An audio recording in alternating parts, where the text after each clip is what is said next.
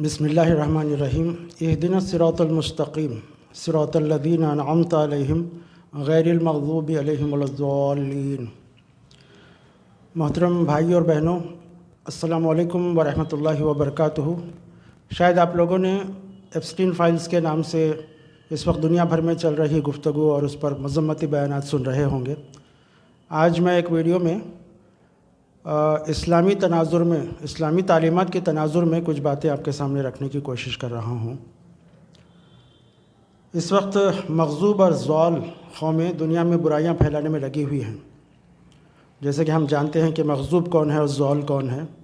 ये क़ौमें इस वक्त दुनिया में बुराइयाँ और गुनाह फैलाने की कोशिश कर रही हैं और इनके निशाने पर मुसलमान हैं और मुसलमान ममालिक हैं, जहाँ पर ये लोग तेज़ी से इसको फैला रहे हैं, अपनी अखलाक को भी, अपने कल्चर को भी और अपने सिस्टम को भी। इसीलिए हम हर नमाज में दुआ करते हैं कि इहदिनस सिरातल मुस्तकीम सिरातल लज़ीना अनअमत अलैहिम गैरिल मग़ज़ूबि अलैहिम वलद्दाल्लीन। हम आज देख रहे हैं कि दुनिया में शैतान की परस्तिश और इताअत तेज़ी से फैल रही है।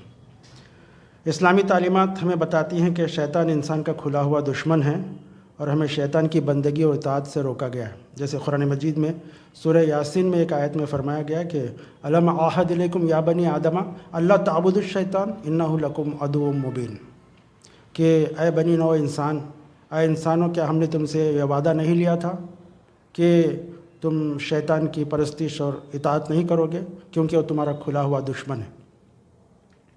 आज तक हम ये समझते थे कि शैतान की इबादत का मतलब इसकी इताअत है, क्योंकि हमने आज तक शैतान की पूजा करने वालों को कभी नहीं देखा था।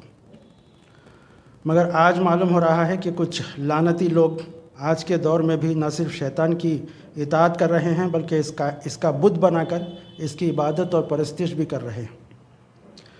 बल्कि इसके सामने छोटी मासूम और फूल जैसी बच्चियों को कत्ल करके इनकी बलि और क़ुरबानी भी दी जा रही है। यानी ये बातें सुनकर हमारे रोंगटे खड़े हो जाते हैं, क्योंकि हमने आज तक ऐसा नहीं देखा कि इंसान इस सतह पर भी गिर सकता है। बल्कि इस बुत के सामने छोटी और मासूम और फूल जैसी बच्चियों को कत्ल करके इनकी बलि चढ़ाई जा रही है और ऐसे काम किए जा रहे हैं जो शैतान को खुश कर सकें। यानी शैतान जिन कामों को पसंद करता है, गुनाह के कामों को, क्योंकि वो आया ही दुनिया में इंसान को भटकाने के लिए है, तो वो शैतान को खुश करने के लिए ऐसे काम कर रहे हैं। मसलन छोटी बच्चियों की इसमत रेज़ी की जा रही है, इनको कत्ल करके इनकी आंतों और इसमें का फीसिस यानी गंदगी खाई जा रही है। यानी सुनकर ही हमको घिन आती है।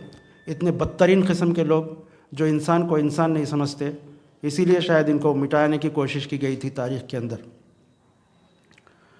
ये शैतान की, चूँकि शैतान को गंदगी पसंद है, इसलिए ये लोग गंदगी खा रहे हैं और गंदे काम कर रहे हैं।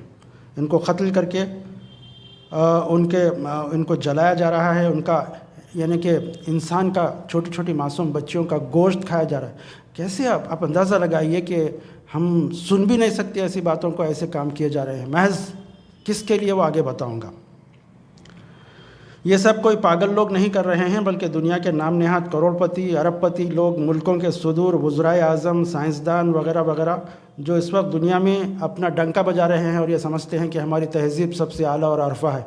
अगर मुसलमान इस तरह के कोई काम करते तो आज कितना वावेला मच जाता, लेकिन आज वो खामोश है।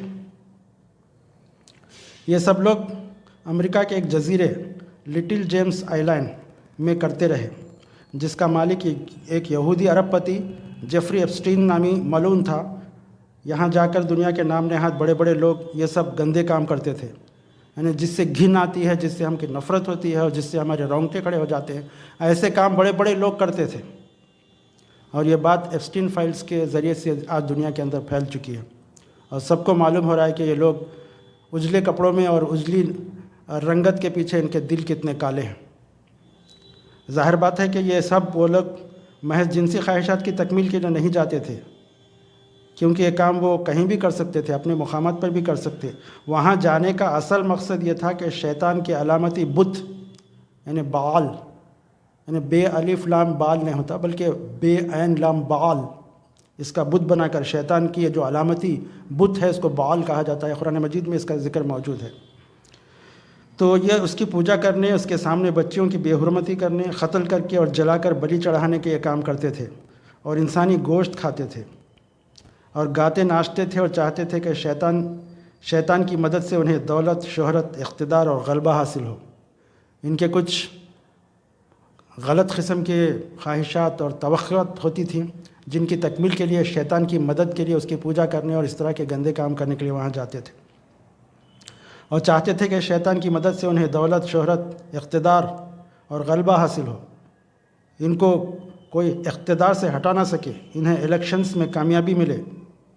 یہ تمام گندے قسم کے، اس طرح کے عجیب و غریب قسم کے، جس کو سن کر بھی ہمیں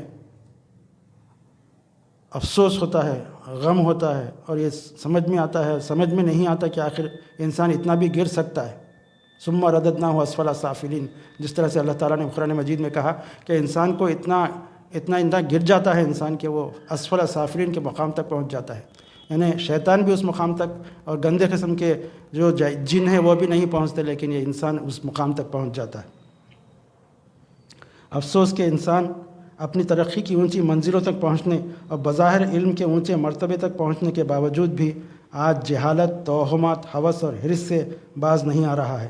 اسی لیے قرآن میں کہا گیا کہ الہاکم التکاثر حتی زرتم المقابر، تم کو زیادہ سے زیادہ دولت، شہرت، عزت، پیسہ، اقتدار، ان تمام چیزوں کو حاصل کرنے کی، یعنی کثرت سے ان تمام چیزوں کو حاصل کرنے کی ہوس نے تم کو اتنا گرا دیا ہے کہ اسی دھوکے میں تم خبر کے کنارے تک پہنچ جاتے ہو۔ یعنی انسان موت تک یہ کام کرتا رہتا ہے، حالانکہ اس کو معلوم ہے کہ موت کے ساتھ ہی ان تمام چیزوں کو چھوڑ کر جانا ہے۔ اس کے علاوہ کہا جاتا ہے کہ جیفری ایپسٹین ان ساری غلیظ اور مکروہ حرکتوں کو خفیہ کیمروں سے ریکارڈ کرتا تھا اور موساد اور اسرائیل کے ذمہ داروں کو بھیجتا تھا تاکہ دنیا کے بڑے بڑے لوگوں کو بلیک میل کیا جا سکے اور ان سے اپنے مفادات کا کام لیا جا سکے، اور اس طرح انڈائریکٹلی ساری دنیا پر اپنی حکومت اور منمانی چلائی جا سکے۔ دیکھ لیجیے آج کس طرح سے دنیا کے کونے کونے میں یہ لوگ ظلم کر رہے ہیں، ہر چیز کو اپنے قبضے میں لے رہے ہیں، ہر پیسہ، دولت، ہر چیز کو لوٹ رہے ہیں، اور یہ اپنے آپ کو مہذب کہلاتے ہیں۔ ان سارے گھناونے حالات سے ہمیں یہ سبق ملتا ہے، اور ہم کو یہ سمجھ میں آتا ہے کہ آج ہم ایک دجالی دور سے گزر رہے ہیں، اور اس دجالی دور میں نشانے پر مسلمان ہیں۔ مسلمان ممالک میں بے حیائی پھیلانے اور ارتداد پھیلانے، خدا کا منکر بنانے کی باضابطہ شیطان کے ایجنٹ کام کر رہے ہیں۔ ہر کچھ عرصے بعد ایک فتنہ ہمارے سامنے آ رہا ہے، ایسا لگتا ہے کہ اب دجال جو شاید اسی جزیرے میں قید ہے وہ آنے ہی والا ہے۔ شبہ ہوتا ہے کہ کہیں یہ وہی جزیرہ تو نہیں ہے جہاں ایک صحابی نے دجال کو زنجیروں میں جکڑا ہوا دیکھا تھا، جس کا ذکر حدیث میں موجود ہے۔ ان حالات میں ہماری ذمہ داری یہ ہے کہ ایمان سے چمٹے رہیں، اسلام کا دامن پکڑے رہیں، اللہ کی کتاب اور اللہ کے رسول صلی اللہ علیہ وسلم سے چمٹے رہیں، خود کو اور اپنے اولاد کو ان فتنوں سے ڈرائیں اور ان سے بچنے کے لیے کوشش کریں، پاک اور باوضو رہیں، لا حول اور استغفار پڑھتے رہیں، نمازوں اور اذکار کا اہتمام کریں، سورہ کہف کی تلاوت کریں، کم از کم پہلی اور آخری 10 آیتیں۔ اپنے بچوں، بالخصوص بچیوں کو کڈنیپ کے واقعات جو ہو رہے ہیں آج دنیا میں دیکھ رہے ہیں ہم کہ کس طرح سے خود ہمارے ملک میں بھی کڈنیپ کے واقعات ہو رہے ہیں، لوگ اور کس طرح سے اچانک غائب ہو جاتے ہیں۔ اس طرح سے ہمیں اس بات کی کوشش کرنی چاہیے کہ اپنے بچوں کو بچا کر رکھیں کہ کہیں خدا نہ خواستہ اس طرح کے ذلیل قسم کے لوگ بچوں کا کڈنیپ کر کے ان کو بلی نہ چڑھا دیں۔ لہٰذا ہماری ذمہ داری یہ ہے کہ بچوں کو ایمانی طور پر مضبوط کریں اور جسمانی طور پر بھی انہیں بچانے کی کوشش کریں، ان کو کہیں اکیلا نہ چھوڑیں، چاہے وہ پارکس میں ہوں یا مدرسوں اور اسکولز کے باہر ہوں یا اوپن پلیسز پر کھیلنے کے لیے چھوڑنا بھی آج خطرے سے خالی نہیں ہے۔ آخر میں اللہ تعالیٰ سے دعا کرتا ہوں کہ اس طرح کے فتنوں سے ہم کو بچائے رکھے اور دجالی فتنوں سے اور دجال کے فتنے سے ہم کو بچائے رکھے، کیونکہ معلوم ہوتا ہے، اسلامی تعلیمات بتاتی ہیں کہ دجال جب آ جائے گا، دجالی دور جب ہوگا تو صبح میں کوئی مسلمان ہوگا شام تک کافر ہو جائے گا، اور شام میں مسلمان ہوگا صبح تک کافر ہو جائے گا۔ خاص طور سے عورتیں اس کی طرف زیادہ لپکیں گی، تو ہمیں اس بات کی کوشش کرنا چاہیے کہ اپنے آپ کو، اپنی عورتوں کو، اپنے بچوں کو ان فتنوں سے بچائیں، دجال سے واقف کرائیں اور ان دجالی فتنوں سے بچنے کی کوشش کریں، اور نمازوں وغیرہ کی پابندی کریں، ذکر و اذکار کے ذریعے سے اپنے اللہ کی مدد حاصل کریں۔ اللہ تعالیٰ سے دعا ہے کہ ہم سب کو اس پر عمل کرنے کی توفیق نصیب فرمائے۔ السلام علیکم ورحمۃ اللہ وبرکاتہ۔